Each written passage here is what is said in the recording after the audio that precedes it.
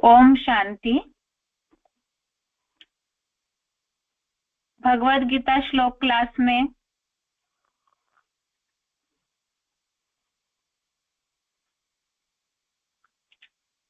आज फिर से चौथे अध्याय का संक्षेप में सार देखेंगे।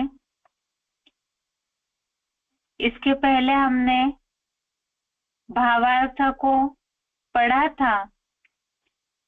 कल के क्लास में चौथे अध्याय को लेकर के समस्याएं और उनका श्लोकों से जो समाधान है और दुनिया को समझाने के हिसाब से, सर्विस के हिसाब से किस तरह हम जवाब दे सकते हैं, उन बातों को समझा।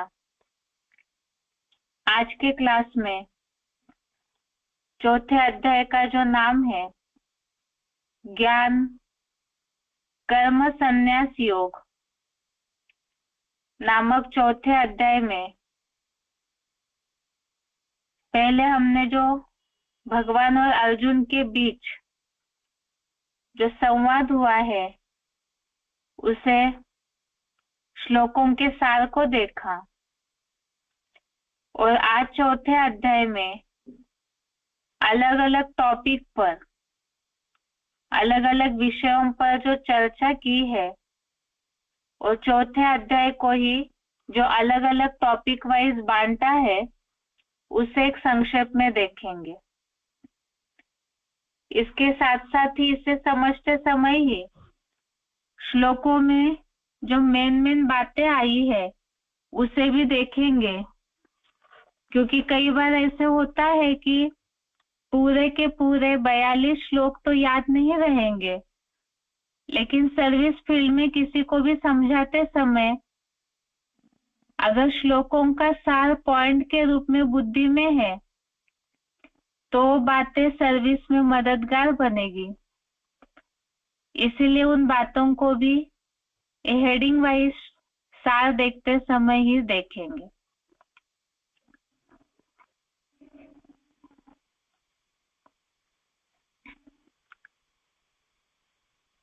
सबसे पहले चौथे अध्याय में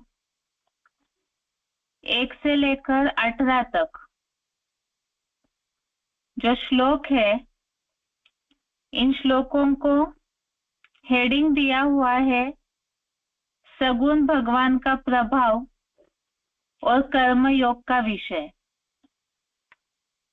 सगुण भगवान का प्रभाव अर्थात भगवान के कार्य का प्रभाव, साकार में किस तरह भगवान कार्य करते हैं, और इसके साथ साथ ही कर्म योग के बारे में भी इसमें समझाया है।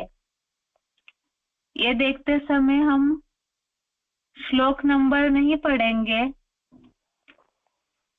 लेकिन आप जरूर किताब सामने रखिए ताकि जो श्लोकों का जो संक्षेप हम देखते जा रहे हैं तो उसके साथ ही ये पता चलेगा कि किस श्लोक को किस तरह से सार में देखा जा रहा है।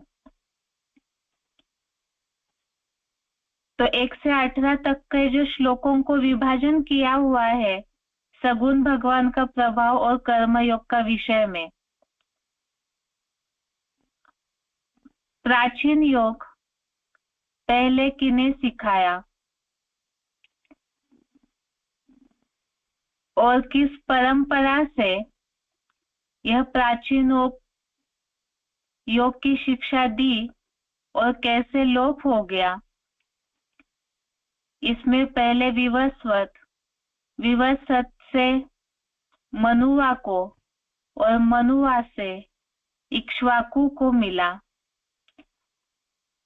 और प्राचीन राजयोग की शिक्षा उसके बाद विक्रमादित्य आदि राजर्षियों ने जानी और फिर यह योग कलयुग में नष्ट हुआ। उसका ही दुनिया पर प्रभाव हुआ। राजयोग की शिक्षा नष्ट होने के कारण प्रजातंत्र राज्य की शुरुआत हुई। अर्जुन को ही पहले भगवान ने भक्त और सखा होने के कारण ज्ञान दिया,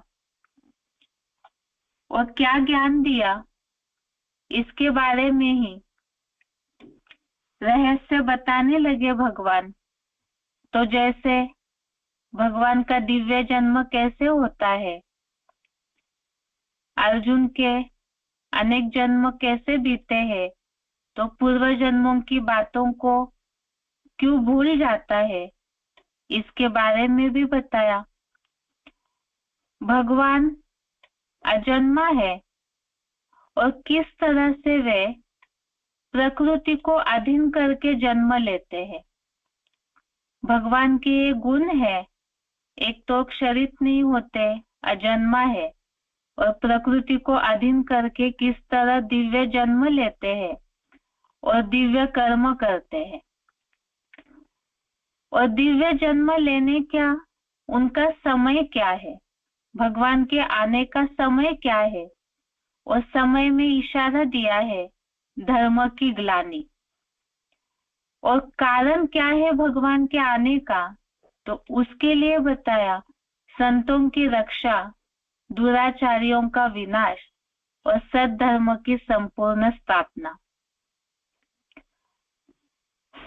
भगवान को, अब भगवान ने दिव्य जन्म कर्म के बारे में जैसे बताया, तो भगवान को इस भगवान के दिव्य जन्म और कर्मों को यथार्थ रीति से जानने से क्या प्राप्ति होगी, तो वो बताया कि उससे पवित्र बन राजाई भाव को प्राप्त कर सकते हैं। इसके साथ साथ ही भगवान से संबंध कैसे जोड़े, उसके लिए बताया पूरा अर्पणमय भाव।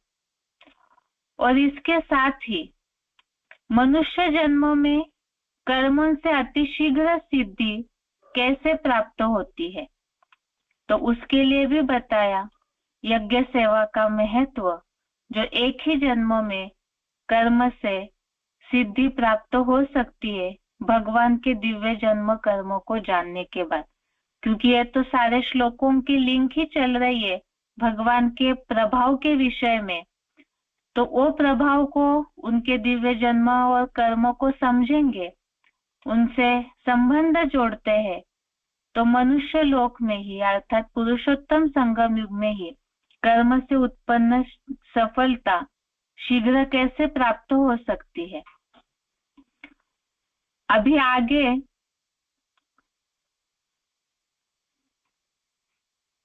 सगुण भगवान का प्रभाव के विषय में ही भगवान ने इस सृष्टि पर किस तरह कार्य किया उसके बारे में चर्चा होने लगी है। भगवान ने गुण और कर्मों के अनुसार वर्णों की रचना कैसे की है, जैसे 4 वर्णों को रचा, उसके बारे में भी बताया। उसके साथ साथ ही भगवान कर्म करते हुए भी किस तरह से वो निर्लेप है, उनको कर्मों का बंधन नहीं लगता है, और भगवान को जो इस तरह से जान लेते हैं, तो उनके लिए भी बताया कि मुक्ति की अभिलाषियों ने मुक्ति की इच्छा हेतु किस तरह के कर्म करने चाहिए। तो भगवान को जो इस तरह जान लेते हैं, निर्लेप है, तो ऐसे मुक्ति के अभिलाषियों ने जो कर्म किए उसके बारे में भी बताया कि कर्मों का रिपीटेशन होता है। इसके अलावा कर्म की थ्योरी को क्यों जानना चाहिए, कर्मयोग के विषय में कर्मों के बारे में चर्चा बताई है कि कर्म की थ्योरी को क्यों जानना चाहिए। उसमें भी खास कर्मों को लेकर कलयुग में इस दुनिया की जो हालत है, सभी बड़े बड़े भी चकरा जाते हैं, और अशुभ कर्मों से किस तरह से मनुष्य मुक्त हो सकते हैं उसके बारे में भी समझाया। और उसी के लिए बताया कि कर्म की गति किस तरह गहन होती है और उसका रिजल्ट क्या है। तो कर्म को, विकर्म को, अकर्म को जानना चाहिए, और कर्म की गति का जो रिजल्ट है वो तो जन्मों से जुड़ा हुआ है। उसके बाद असली कर्म करने वाला, क्योंकि कर्म अकर्म विकर्म इन बातों को समझना है और कर्म की गति गहन है, तो इसी के लिए बताया। इसका सार ही असली कर्म करने वाला समझदार किन्हें कहेंगे, जिसके बारे में उल्लेख आया कि जो कर्म त्याग में ही मनसा से कर्म का होना देखता है, ऐसा जो योगी है वो संपूर्ण कर्म करने वाला है। उसके बाद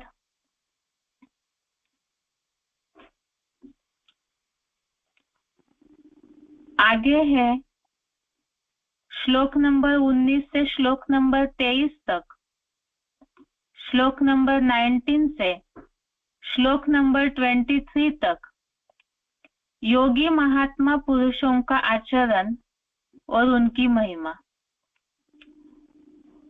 तो यहाँ जो बात चल रही थी अभी कि कर्म त्याग में ही किस तरह कर्म का होना देखता है और वो संपूर्ण योगी है, तो ऐसे जो योगी है उनके कर्मों में क्या निशानियां होगी, उनका आचरण कैसे होगा, उनकी महिमा क्यों गाई जाती है, क्या महिमा है उनकी। उसमें सबसे पहले कर्म योगी को कैसे गुण अपनाने होते हैं। तो सबसे पहले तो इसमें उल्लेख आया काम विकार के संकल्प से रहित होने चाहिए कर्म, तो ये मूल गुण, मुख्य गुण हो गया उनका।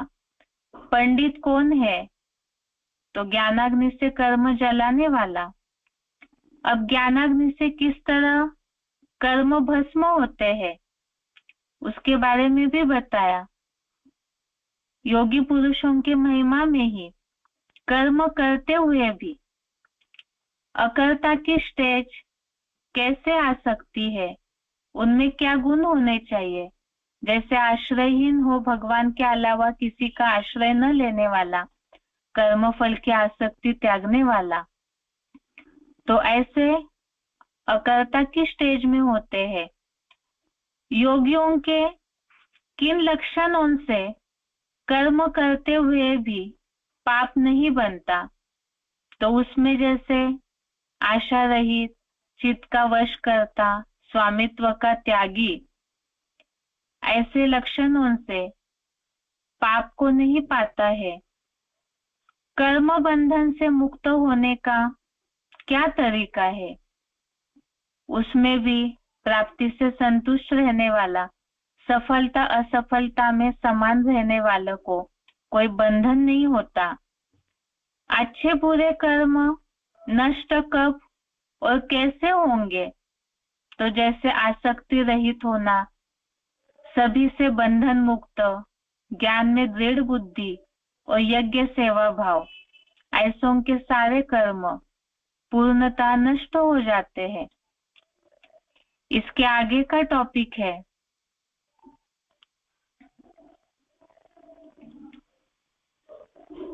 श्लोक नंबर 24 से 32 तक, श्लोक नंबर 24 से श्लोक नंबर 32 तक फल सहित पृथक पृथक यज्ञों का कथन।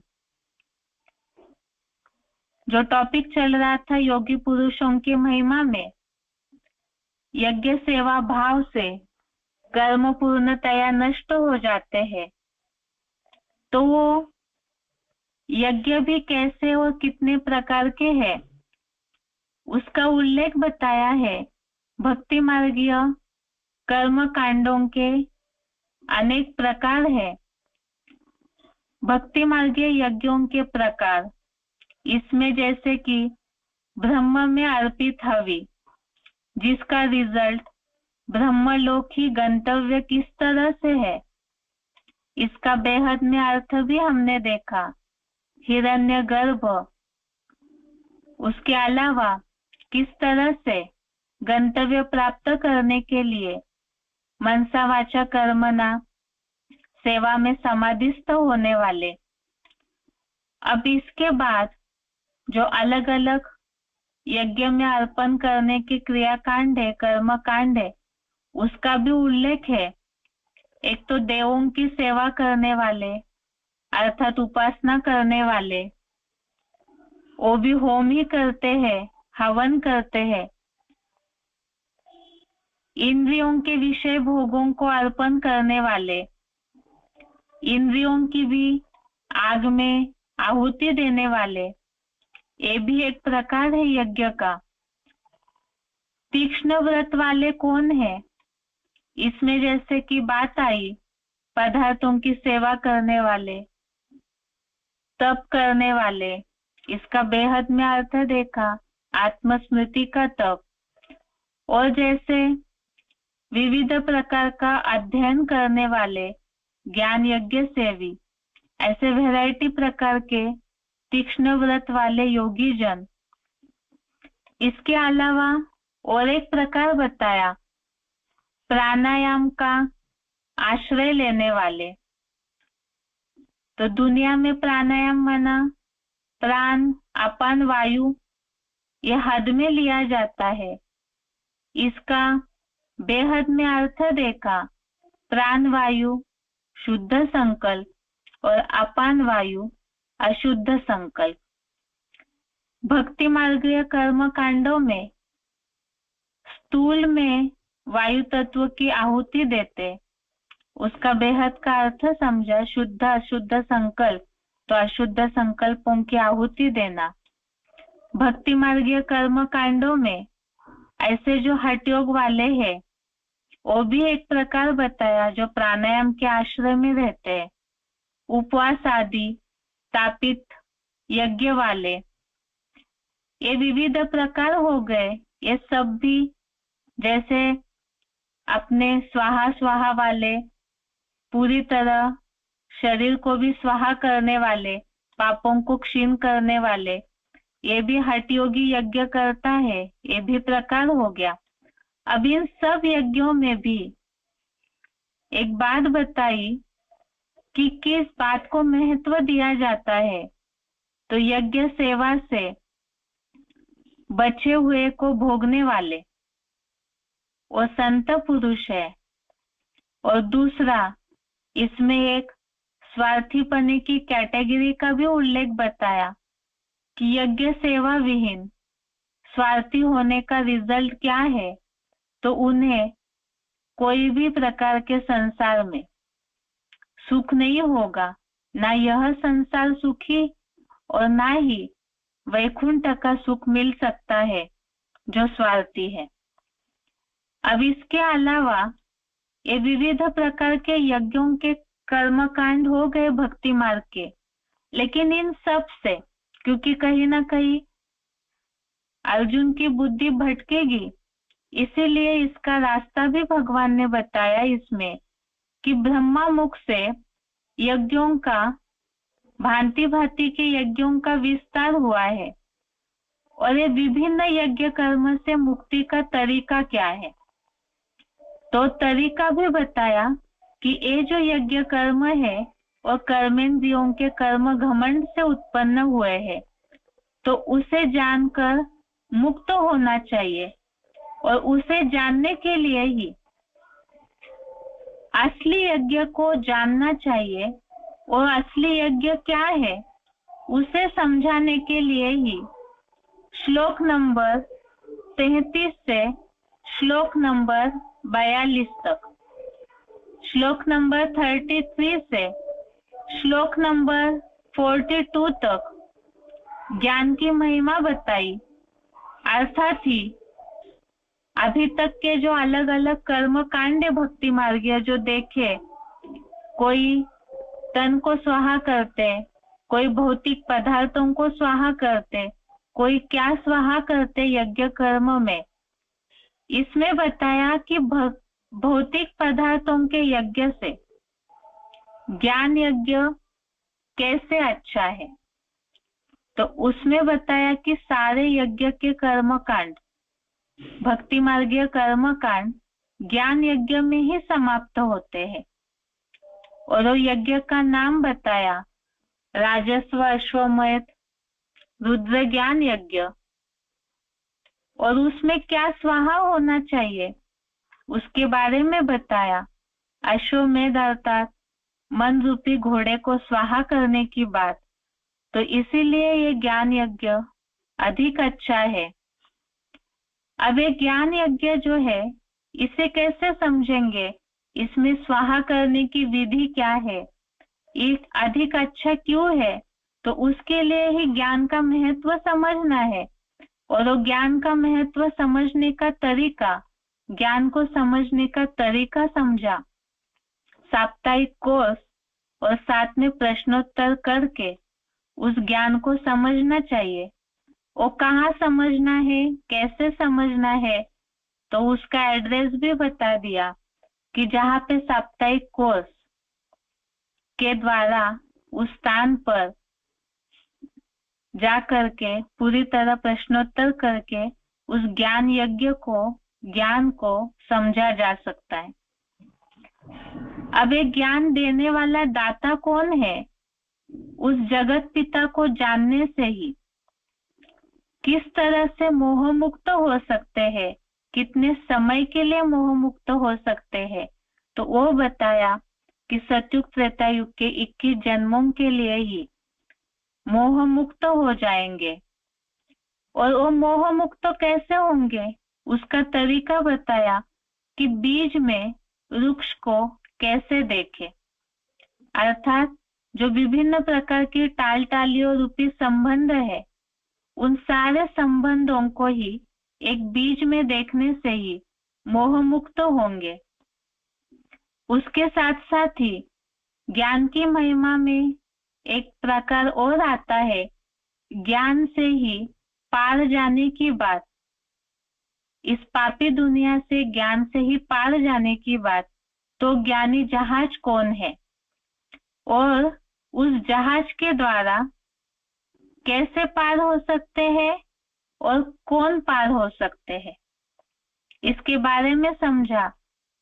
पापियों से भी अधिक पापी क्यों न हो, और शंकर चाप जहाज द्वारा ज्ञान के द्वारा ज्ञान का आधार लेकर पार हो सकते हैं। इसके अलावा ज्ञान के महत्व में और एक बात आई, क्योंकि यह पापी समुद्र से पार होने की बात है, तो इसीलिए ही पाप समुद्र बना कैसे, विकारों के कारण। तो ये विकारों की अग्नि होती क्या है और वो करती क्या है, विकारों की अग्नि जला के सब भस्म करती है, और उसे नष्ट करने वाली अग्नि क्या है, तो वो है ज्ञान अग्नि। ज्ञान अग्नि किस तरह पाप कर्मों को भस्म करती है, उसके बारे में ज्ञान की महिमा में बताया है। इसके अलावा जब पाप कर्म भस्म हो जाते हैं, तो ये जो ज्ञान है ये इतना पवित्र ज्ञान है, तो उसका महत्व बताया, ज्ञान की पवित्रता का महत्व। और महत्व क्या है, तो उसके लिए ही ज्ञान योग का आपस में संबंध क्या है, और संपूर्ण ज्ञान पूरी तरह से हमारे बुद्धि में कब कैसे इमर्ज होगा, उसके बारे में बताया। एक तो ज्ञान की पवित्रता, और धर्म शास्त्रों में और कोई ऐसा ज्ञान नहीं जो जगत पिता या सृष्टि बीज के द्वारा, शंकर चाप जहाज द्वारा दिया जाता है। और ज्ञान के द्वारा ही जब याद की संपूर्ण सिद्धि होगी, तो अव्यभिचारी याद से ज्ञान भी किस तरह से अपने आप इमर्ज होता है, उसके बारे में भी बताया कि यही ज्ञान और योग का आपस में संबंध है। याद से संपूर्ण सिद्धि प्राप्त होगी, तो उससे संपूर्ण ज्ञान भी प्राप्त होगा। इस ज्ञान को कौन प्राप्त कर सकते हैं, और ज्ञान प्राप्त करने का फायदा क्या है। ज्ञान से इतनी बड़ी सिद्धि प्राप्त होती है, जो शास्त्रों में उल्लेख आया, भूतल देखी शैलवन, अर्थात पूरी तरह से सब कुछ इमर्ज होने लगेगा। लेकिन ये ज्ञान को, पवित्र ज्ञान को कौन पा सकता है, तो उसके बारे में बात आई। श्रद्धावान, प्रयत्नशील, ज्ञान लेते ही उसका शीघ्र फायदा बताया, परम धाम की शांति की प्राप्ति। और जो ज्ञान न प्राप्त करने वाले हैं, ऐसों की कैटेगरी भी बताई। अश्रद्धालु संशयालु को क्या नुकसान होता है, और नुकसान बताया कि उनको न ये संसार और न पारलौकिक संसार का अर्थात अतीन्द्रिय सुख प्राप्त नहीं होता, ये उनका नुकसान है। अब ज्ञान के प्रति संशय आता है, तो संशय का निवारण क्या है? क्योंकि अगर संशय आया तो नुकसान होगा, सुख से वंचित हो जाएंगे। तो इसीलिए इस संशय का निवारण क्या है? तो ज्ञान द्वारा संशय दूर करने का तरीका बताया कि ज्ञान कटारी से सारे संशय को काट कर किस तरह से योगी बन सकते हैं, और इसके साथ साथ ही आत्मा में स्थिर होकर कर्म बंधन के त्यागी कैसे बन सकते हैं, तो इसके बारे में ही ज्ञान की महिमा के सारे श्लोकों में बताया है। तो ये हुआ ज्ञान के द्वारा सब बातों का समाधान करके योगी किस तरह बने और साथ में इस युद्ध को किस तरह से जीतते रहे, तो उसका आधार है ज्ञान। ये हो गए चौथे अध्याय का टॉपिक वाइज श्लोकों का विभाजन, और साथ में ही शॉर्ट में चौथे अध्याय का सार। इसके अलावा चौथे अध्याय में कुछ मुख्य बातें हैं,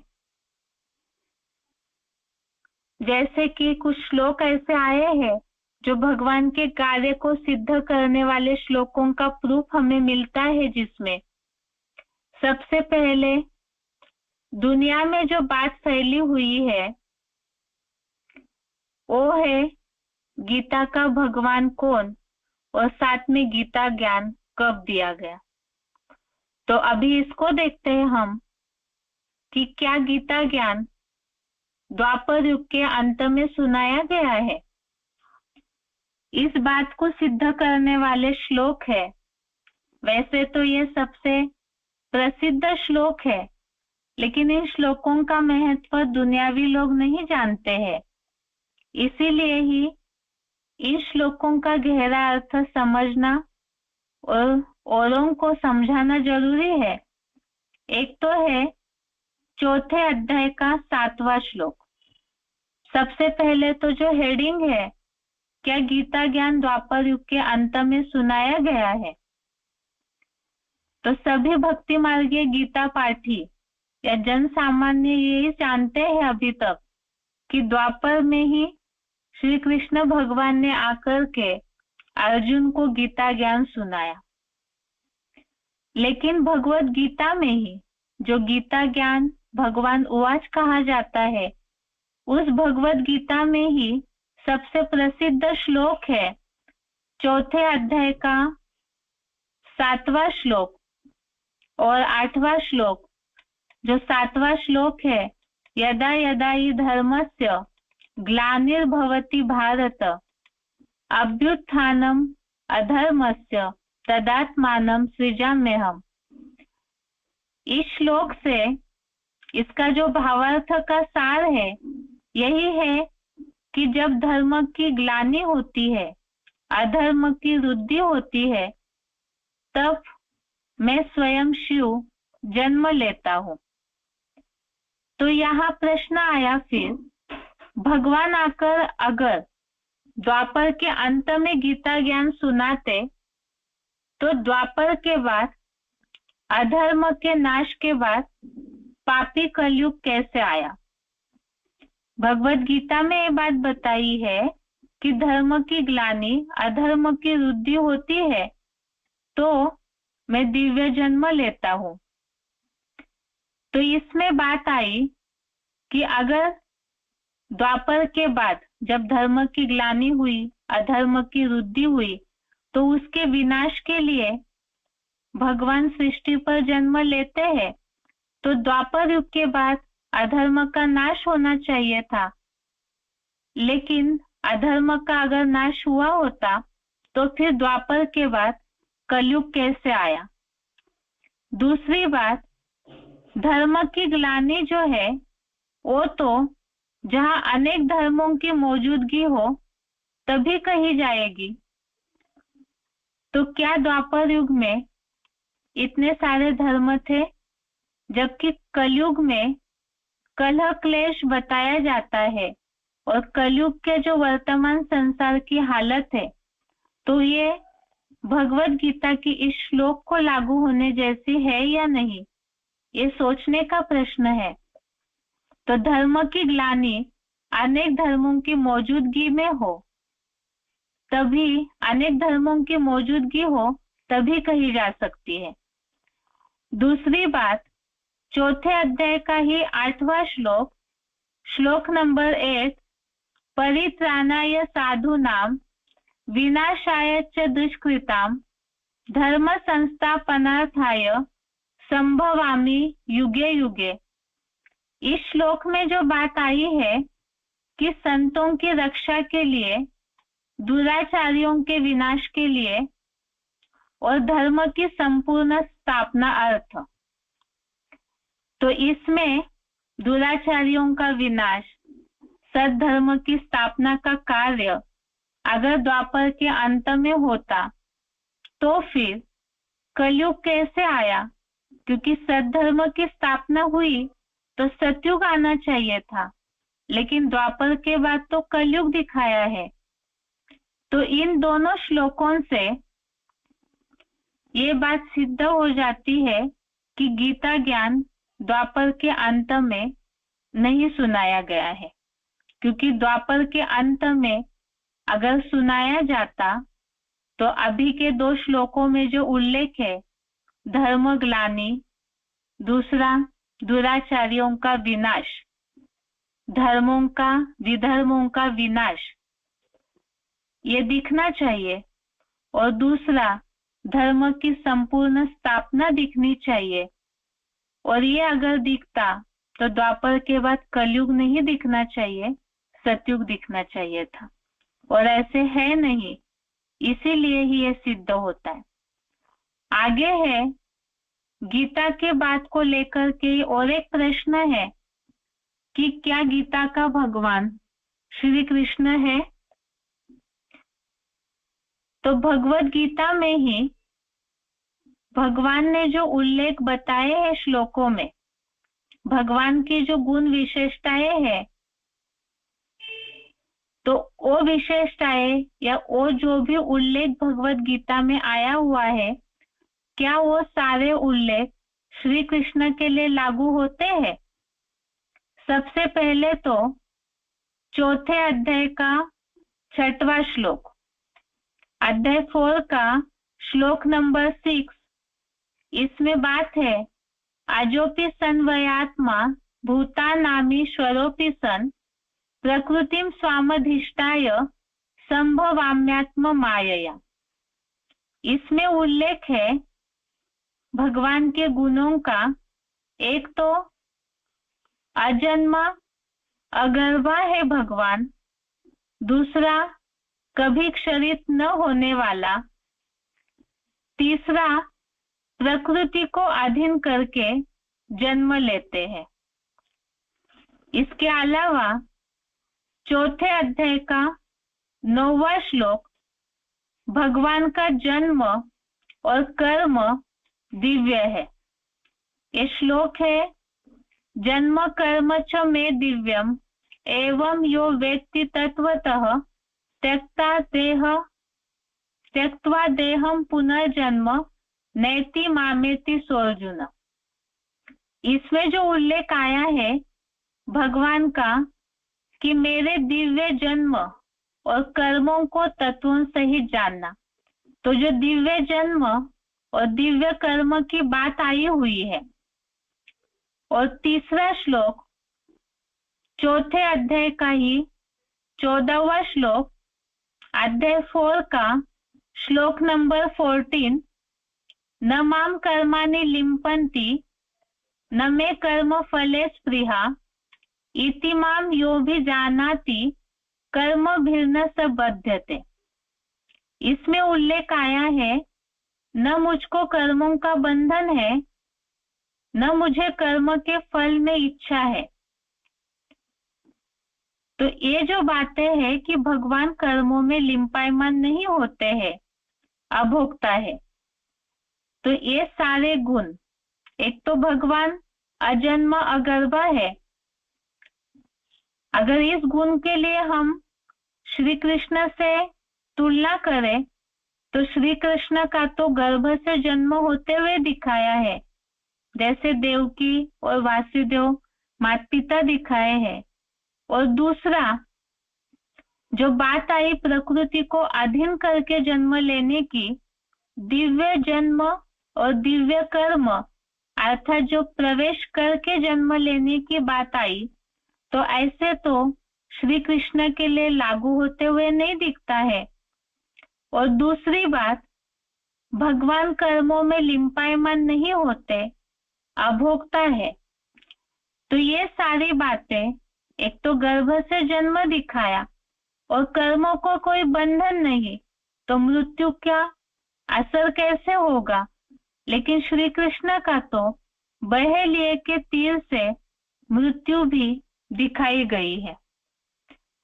तो इन तीनों श्लोकों में जो उल्लेख है, क्या वो गीता का भगवान से लागू होने वाले ये जो भी उल्लेख है, क्या वो सारे उल्लेख श्री कृष्ण के लिए लागू होते हैं? तो प्रूफ के साथ इन बातों को जैसे हम सोच सकते हैं कि अजन्मा अगर्भा, लिंपायमान न होना कर्मों में, ये सारी बातें गीता का भगवान तो गर्भ से जन्म लेने और मृत्यु को पाने वाले हो नहीं सकते। तो फिर गीता का भगवान यदि श्री कृष्ण है, तो उनके जीवन की शैली या ये जो जन्म मृत्यु की बात है, ये तो उनके लिए लागू नहीं होते हुए दिखती है। तो इन श्लोकों से ही गीता के भगवान की बातें टैली हो जाती है कि गीता का भगवान श्री कृष्ण नहीं है। आगे है बेसिक कोर्स।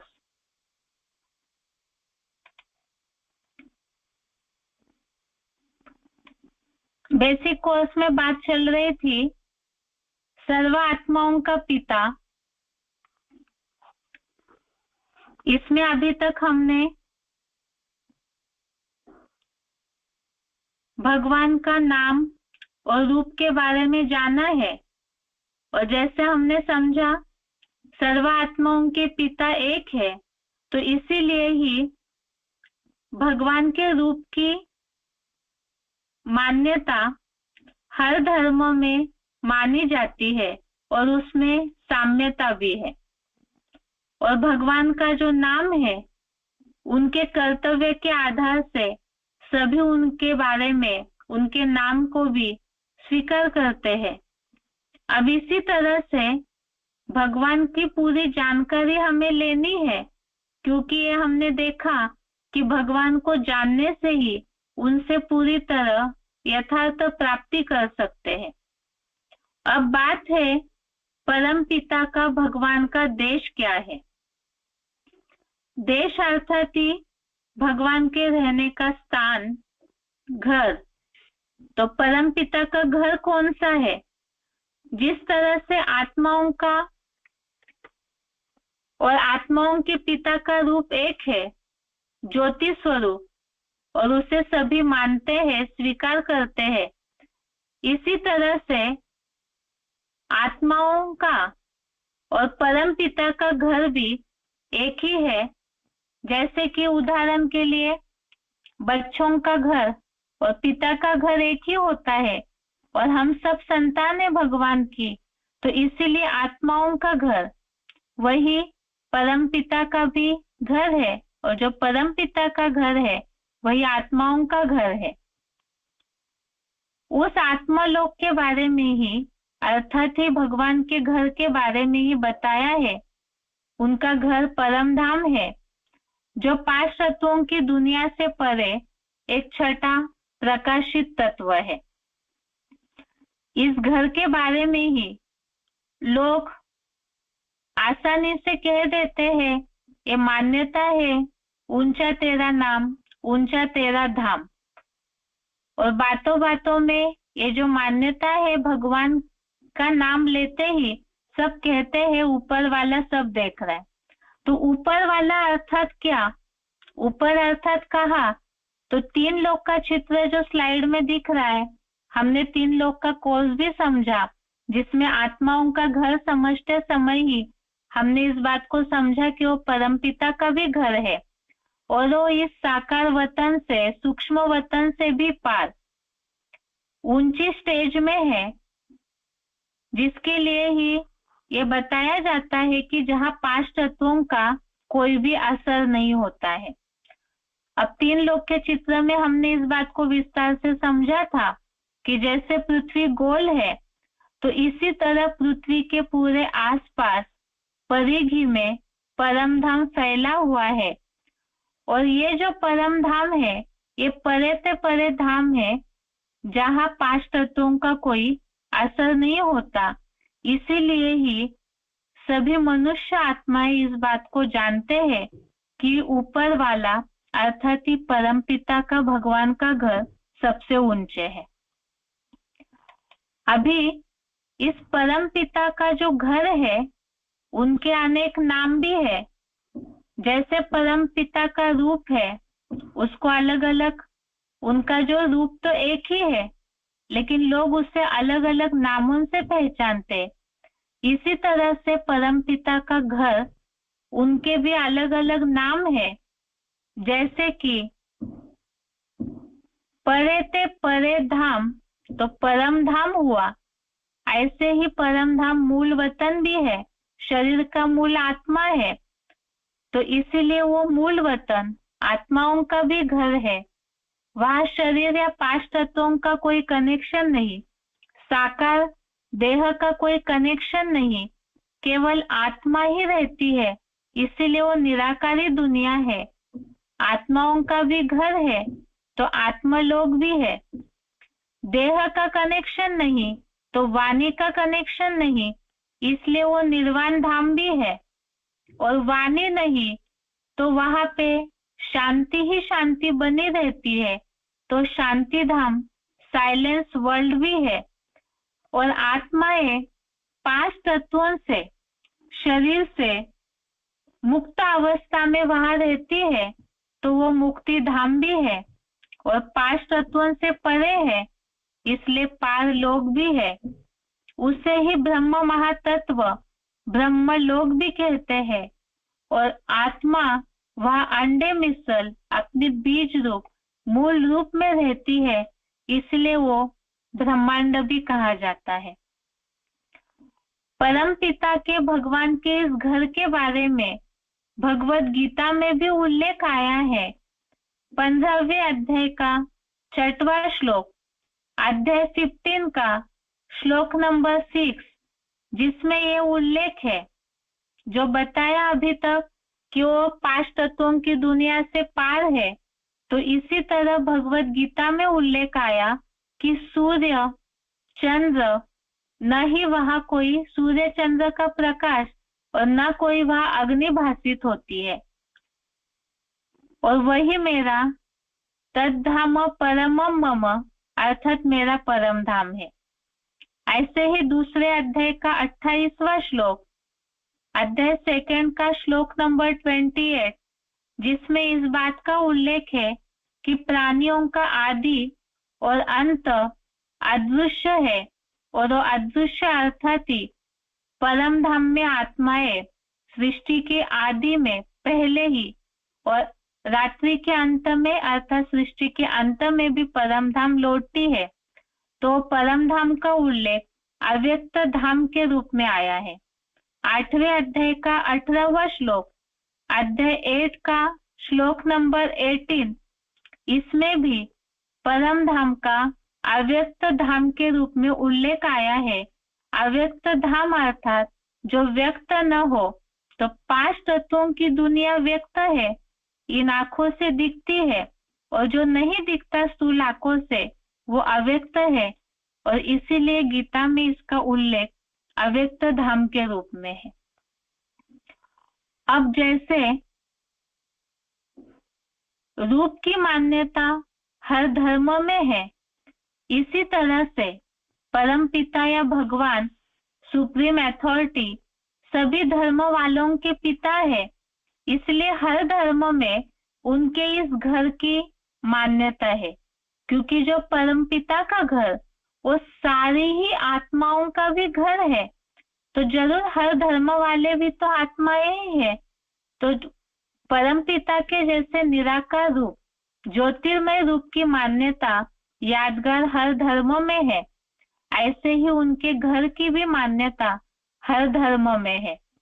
जैसे हिंदू धर्म में परम धाम, परे ते परे धाम के रूप में मान्यता सिद्ध हुई, जिसे लोग ब्रह्मांड मूल वतन के रूप में भी जानते हैं।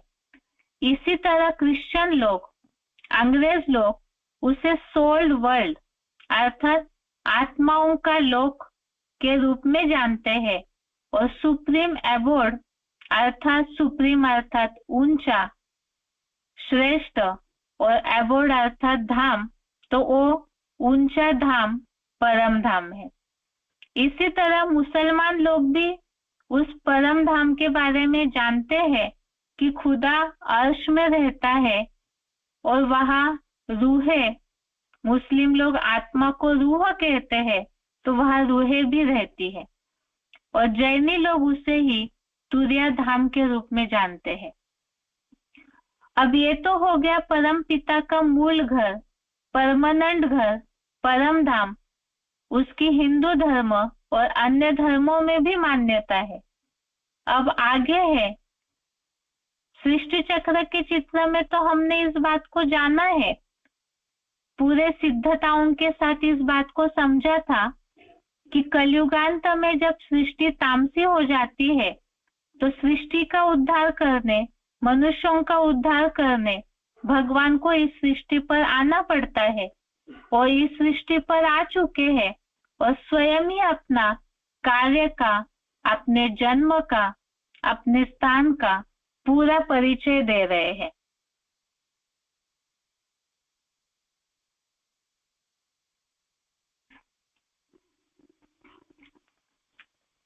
अब प्रश्न उठता है कि भगवान जब इस सृष्टि पर आए हैं, मनुष्य लोक में आए हुए हैं, क्योंकि वो परम धाम से इस सृष्टि पर दिव्य जन्म, दिव्य कार्य के लिए जब आते हैं, तो इतनी बड़ी धरती है, ये साकारी लोक तो बहुत बड़ा है, तो इस धरती पर जिसे विश्व कहा जाता है, उस विश्व में भी किस देश में आए हैं और क्यों?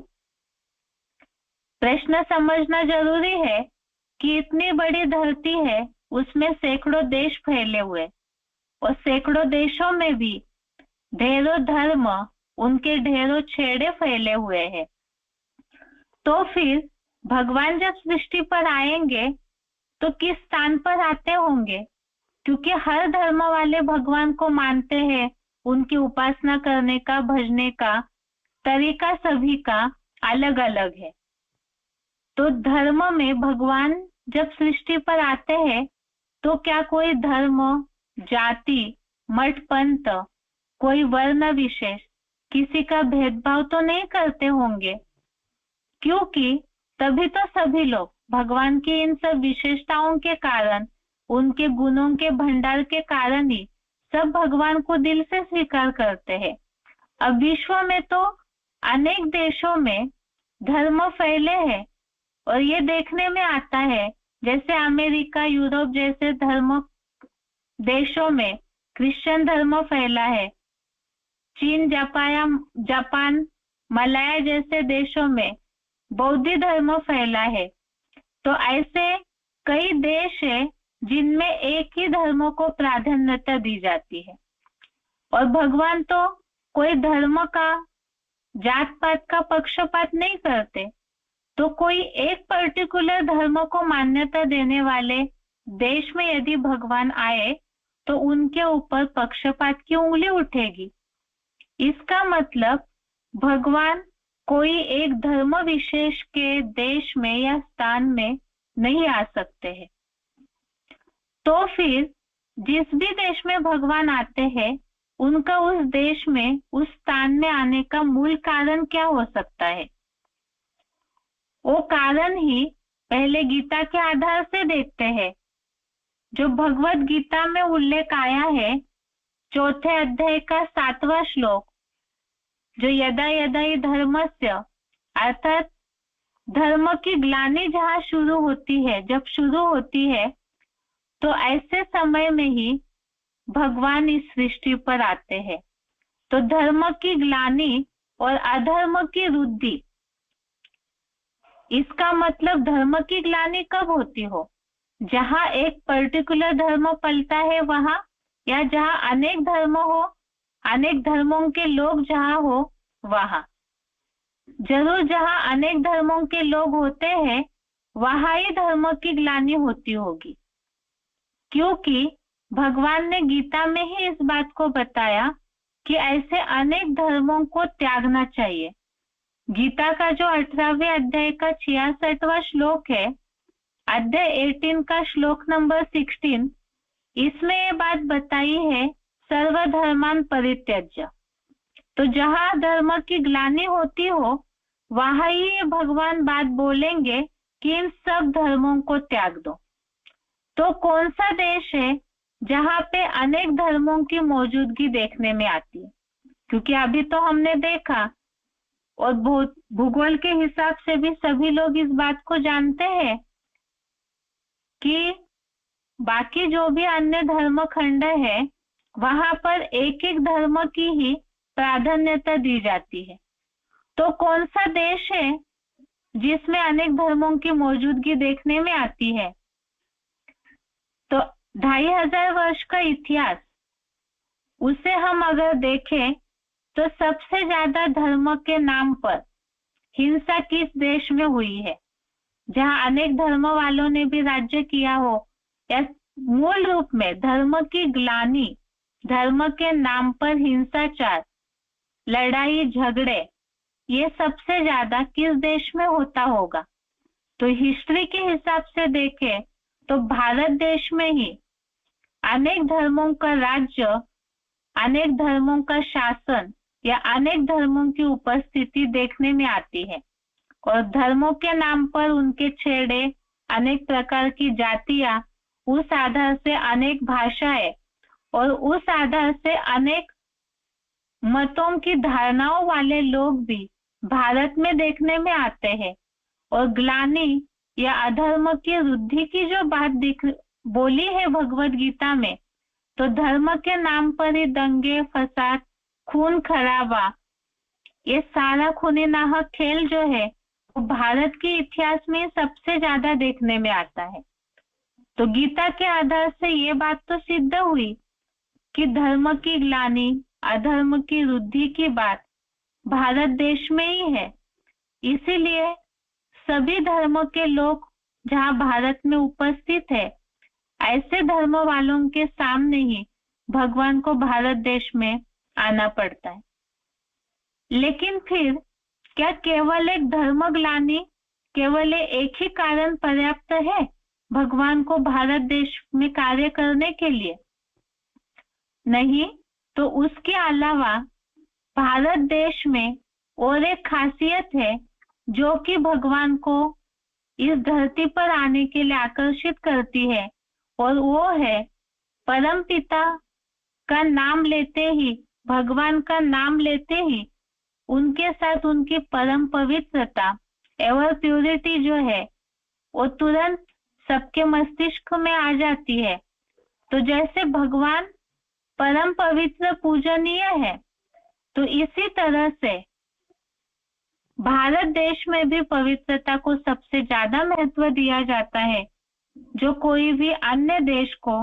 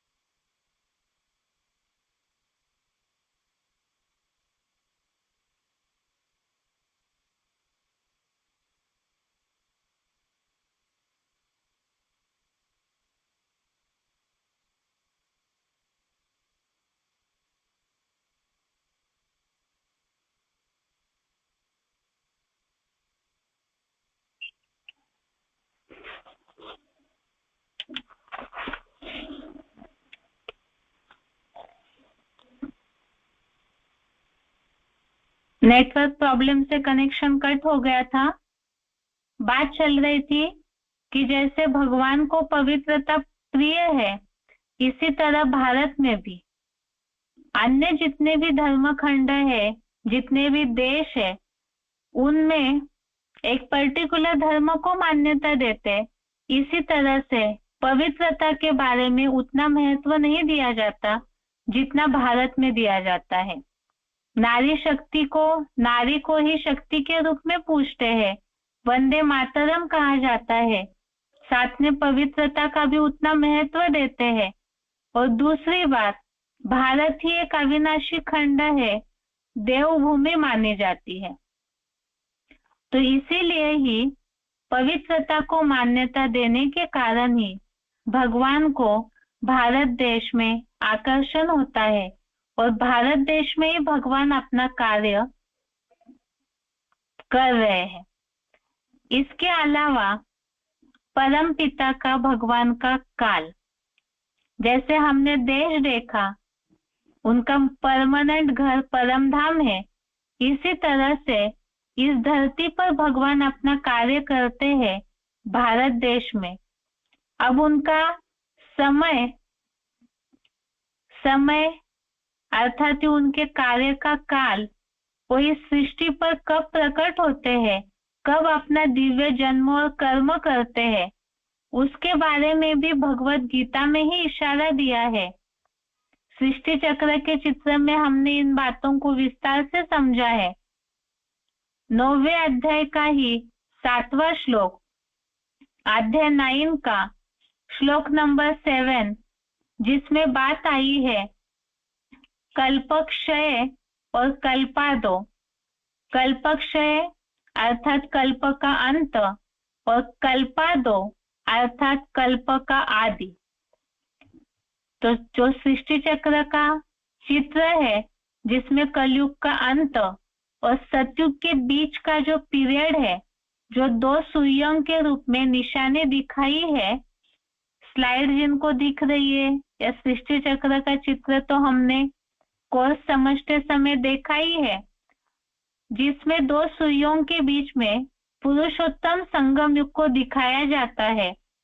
और यही कल्प का अंत और नए कल्प की शुरुआत अर्थात कलयुग का अंत और सतयुग की शुरुआत के बीच का जो पीरियड है, वो पुरुषोत्तम संगम युग है। तो 2 युगों का मेल संगम युग, लेकिन यहाँ आत्माओं को उत्तम बनाया जाता है, तो पुरुषोत्तम संगम युग ही भगवान के आगमन का समय अर्थात कार्य का समय है।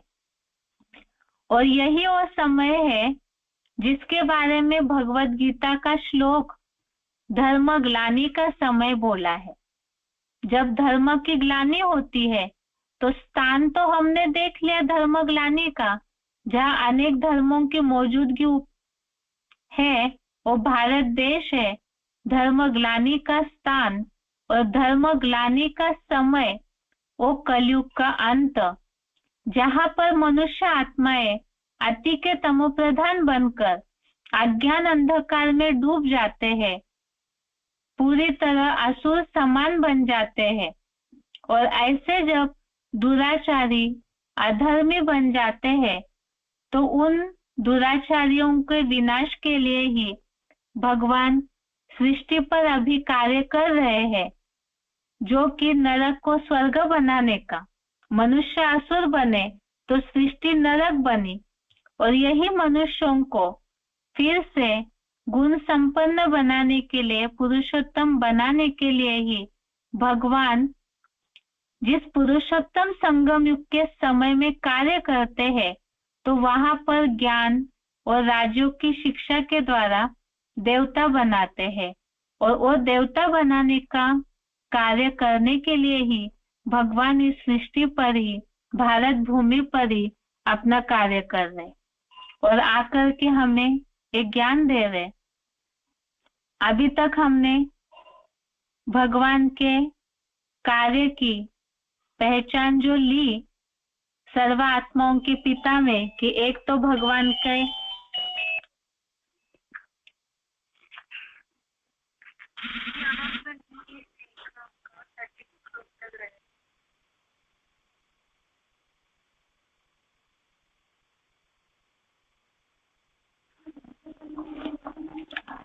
अभी तक के कोर्स में हमने भगवान के रूप के बारे में समझा, नाम के बारे में समझा, भगवान का स्थान, घर के बारे में समझा और उनके कार्य का समय के बारे में समझा।